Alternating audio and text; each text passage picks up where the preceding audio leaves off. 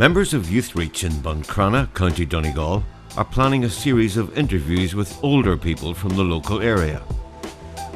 They want to gather information on life in the border area from the beginning of partition.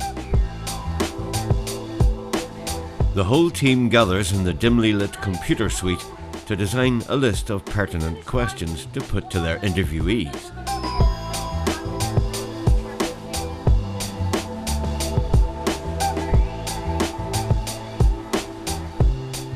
But first, they examine what the border means to them.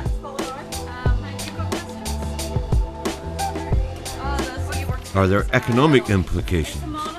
What about jobs and freedom of movement to work? Does the border actually affect their lives? The closest border to me would be Strabane, because I live in Foley, and really just back in the olden days to keep people out and keep people from coming across from Derry or Strabane on the run, like, and what else? Smuggling too is the main one. People smuggling butter and food across. Like. I heard stories that they put one man sneaking butter over, and they took him in and put him in front of the fire and waited for the butter to melt. That's one thing, good rumours like.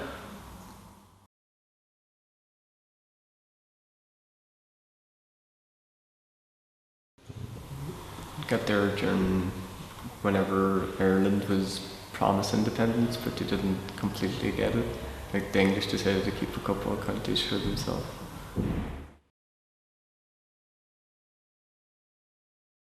I think it depends what kind of communities they come from, because there's people that are from like a big city like Derry, and then there's people that are from the middle of nowhere like me.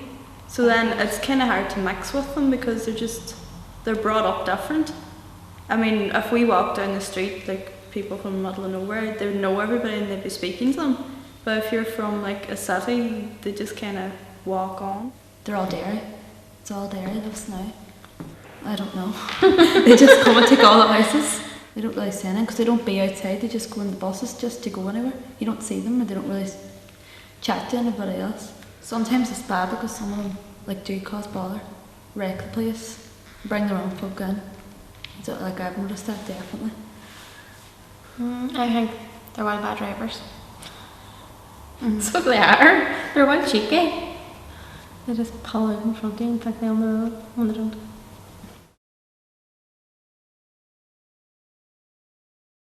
Cheaper road tax and all for cars.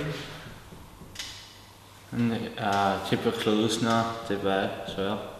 Cheaper than here. Cheaper beer.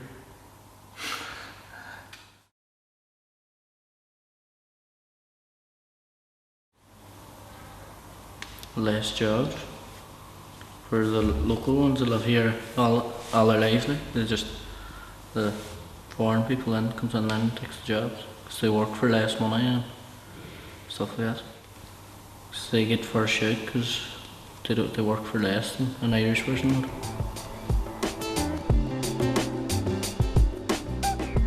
Having expressed their own feelings about border issues, the group decides to visit the Buncrana nursing unit. It's an ideal place to find older people, as many gather there on a daily basis or are residents of the unit.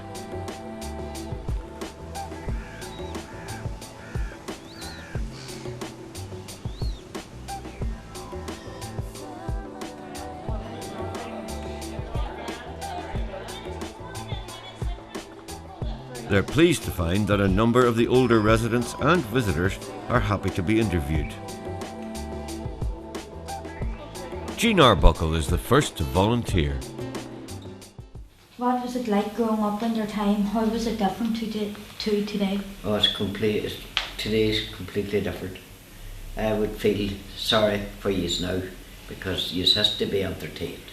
You know, yeah. And we entertained ourselves. You just knew how to do it yourselves. Like, we entertained ourselves. Kind of by skipping and by, hopscotch and marbles and all them kind of things. Hide and go seek. I think you should still do that. I would still. Well, I wouldn't, but not now. When I was younger, when you were younger, yeah. It was all them kind of entertaining. Yeah. And then they visited from house to house. You had visitors, and you enjoyed the crack because we could sit and listen to them telling stories. And, It was all storytelling then. it was all storytelling then.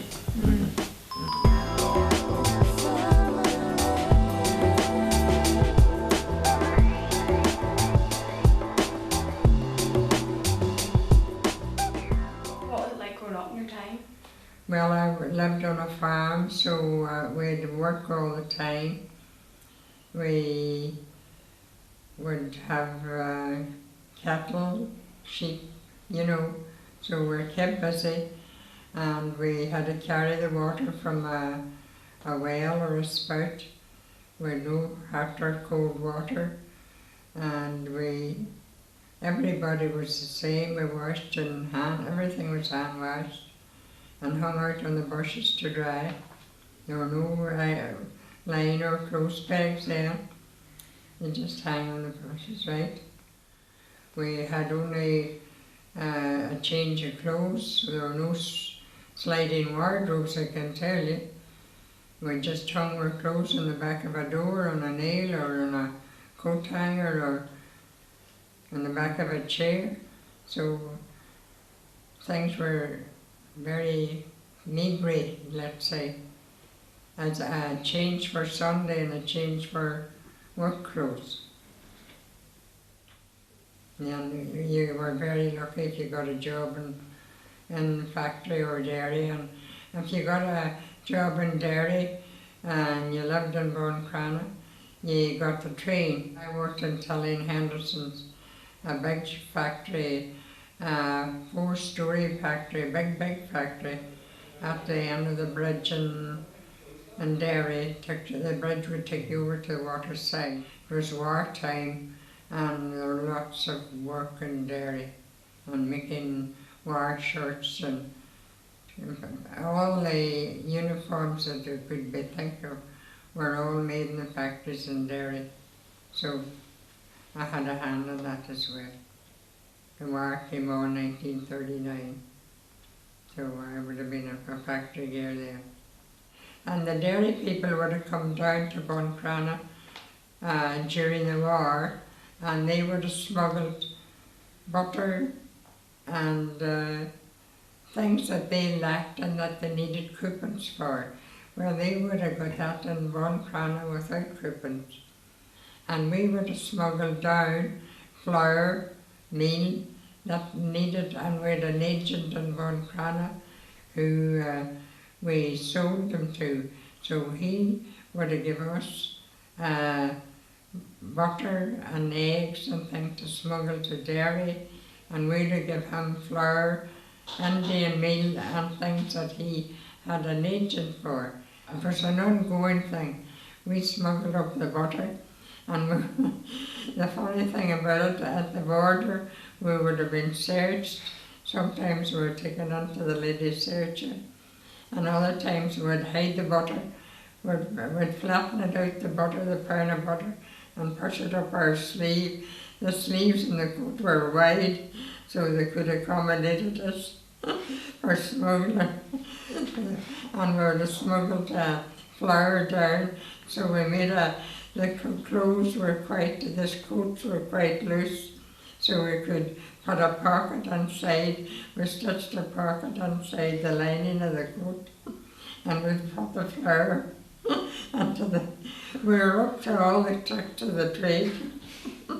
So it was so funny, we were nearly pregnant all the time.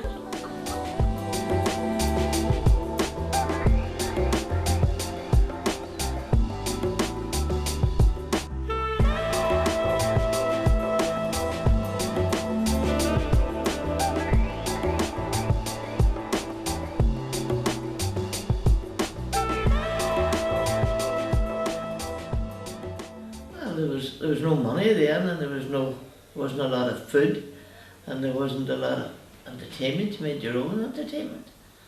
But it was very good, and we were all very happy. What kind of entertainment would you do? Well, we had marbles, and we skipped, and we played tag, and we just went about, played wee houses, letting on we were married and everything. We used to get the hawthorns from the tree, put around our head and let on we're getting married. How was school different to then, to now it is today? Oh, a lot of difference. When I was at school, I learned everything in Irish. My history was in Irish, my geography was in Irish, my maths was in Irish, everything was in Irish. So you're fluent in Irish then? You would be? No, not really. No. You see, my Irish then is different to the Irish now. Aye. It's like my name, take it for instance, when I was at school, my name was spelled E-I-T with a dot on the top of it, N-E. Now that's substituted by E-I-T-H-N-E. That's definitely changed. Yes. When did you leave school? I left and I went to secondary school. I did mentor, and then I left because I thought my mother was very strict and she wouldn't let you out. You know, you went from school to study and back again. You know, so I decided to leave and go to the factory in the 1950s. So what age were you when you left school and went working? 16. I must tell you this, I worked in the factory folding knickers. Examining and folding knickers, big bloomers, you know. That was my job, my first job in the factory. How many years were you there? Altogether, well, I'll tell you that I was on 6 years and then I went to England. And I was 13 years in England and I came back and I went back into the factory again and then altogether 28 years. Oh, long time. Oh, lifetime. And would you got you wouldn't have got good pay for the hours you would have put in, or? When I started in the factory first, it was 5 shillings a week. And then we only got, there wasn't much work, so we had to go on the brew, design. And on the brew I got 7 and 6. I got more in the brew than I got in the work. You know?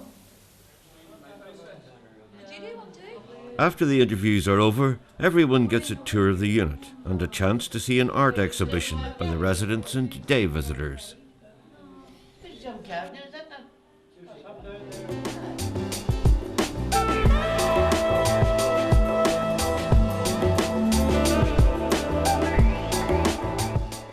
All in all, it's been a good day, with lots of priceless memories recorded for posterity.